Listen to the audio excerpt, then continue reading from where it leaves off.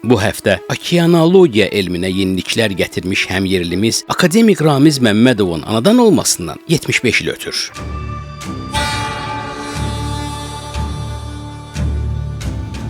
Sahilində yaşadığımız Xəzər haqqında yüzlərlə şeirlər, mahnılar yazılıb. Dəniz olaraq adlandırdığımız dünyanın ən böyük gölü bizim üçün təkcə dalğalarını sahilə vuran bir su hövzəsi deyil. O xalqımız üçün bir simvoldur. Necə ki pambığı ağ qızıl, nefti qara qızıl adlandırırıqsa, Xəzəri də mavi qızıl adlandıra bilərik. Mavi qızılımızı araşdırmaq və onu qorumaq işini öz üzərinə götürən insanlarımız da az deyil. Həmin şəxslərin adını çəkərkən bir nəfər var ki, onu xüsusi olaraq vurğulamaq lazımdır. Söhbət akademik Ramiz Məmmədovdan gedir.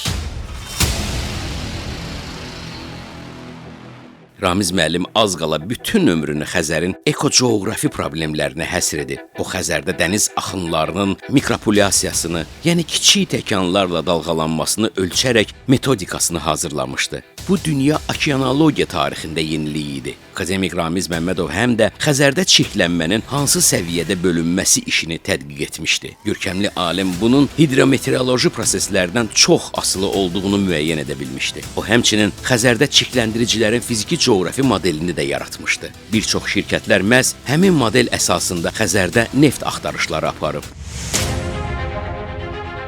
Xəzərdən əlavə olaraq görkəmli alim Sakit və Hind okeanlarında, Qara və Baltik dənizlərdə, eyni zamanda Baykal gölündə ekspedisiyalarda iştirak edib. O Baykal gölünü çirkləndirən selluloza zavodu ilə bağlı da tədqiqatlar aparıb.